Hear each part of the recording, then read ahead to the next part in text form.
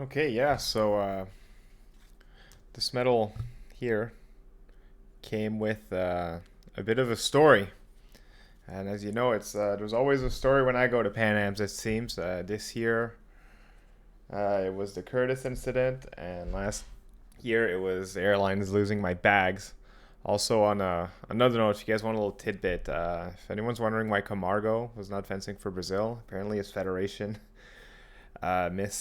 wrote his name on the paper, so he was not allowed to fence. So I'm so sorry, Mr. Camargo. But let's talk about this right here, the event that led up to the USA Black Card and me getting this medal. Like first and foremost, right? This is just kind of a look at the situation. I feel very bad for the Air Americans. Like it's just all of a sudden, right? Everything you've worked for a year, just probably more than a year. Let's be real, just gets absolutely wrecked. So to you guys, I'm so sorry that something basically out of your control happened. So that being said, so we had just lost to Venezuela, right?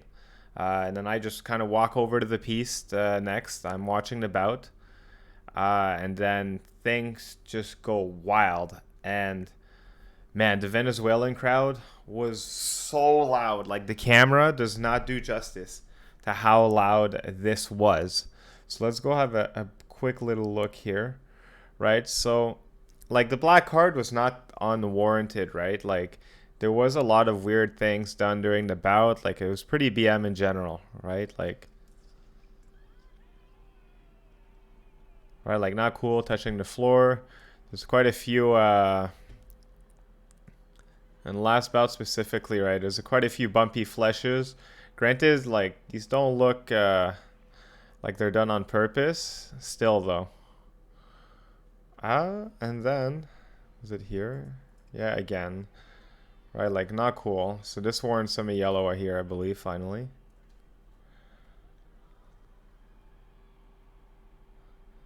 Yeah.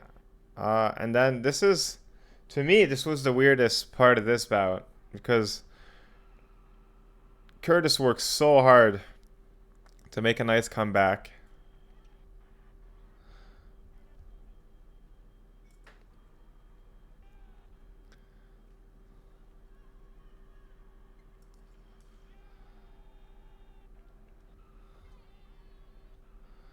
Right, another. So then here, to me, this is where things get really weird.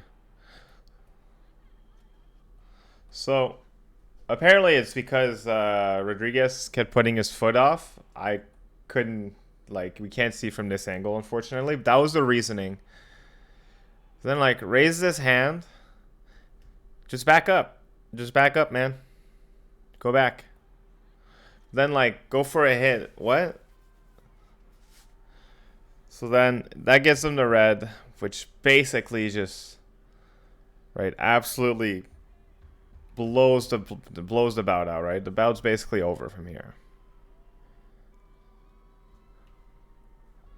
Right, and then right at the end here, there's like this is reminiscent of that London second back in 2012. But anyway, like fair enough, right?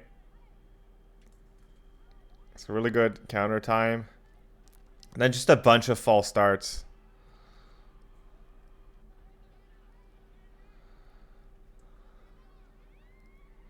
Right, and just look on poor lady.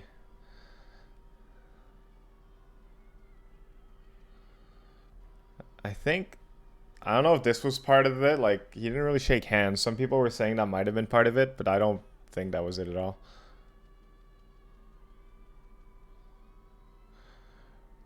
Right, and then like well, you can kind of hear it, right? It was so loud in person.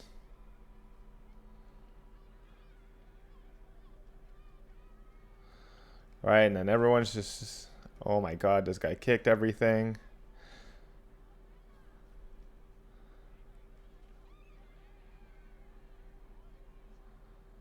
And this is the moment where poor Tristan just lost his mind. I feel so bad. So let's just have a quick look at what transpired. Thank you to Slicer Saber for getting this corner. Little kick. Mask goes flying.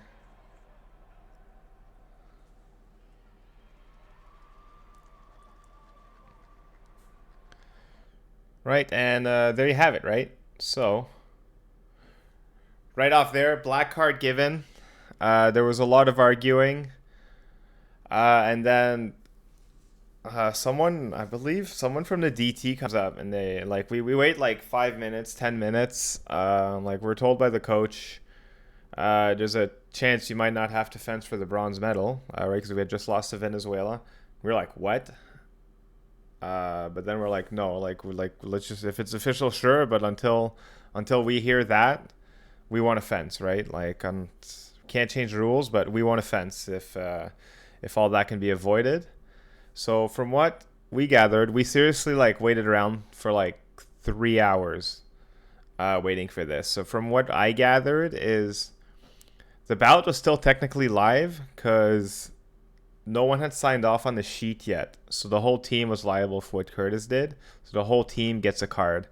Had Curtis probably waited another 30 seconds to have a meltdown, it probably would have just been him. That's what I heard.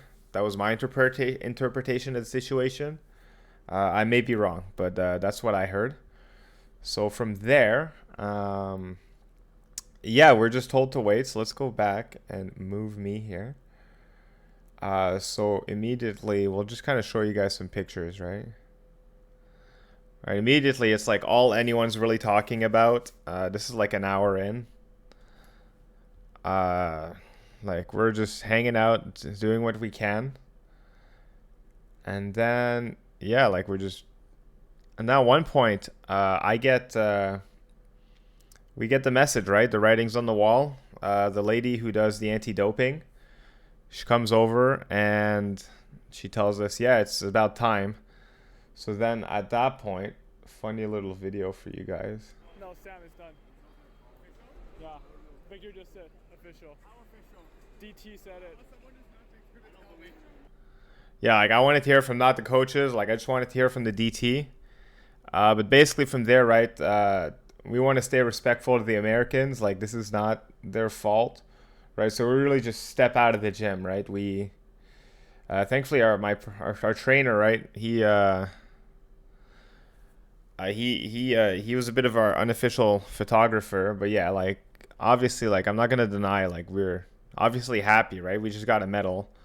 But, like, we really wanted to just leave the room to make sure that we were, giving respect to the fact that we didn't have to fence the Americans for this. It was completely out of their control. Yeah, so that's pretty much my recap of the story. If anyone has anything to add under here, let me know. But otherwise, let's stay respectful, because I really think that the Americans are going to go back so strong and so cohesive out of this. That we gotta stay in our game. So thank you for watching, and I hope you enjoyed the story time.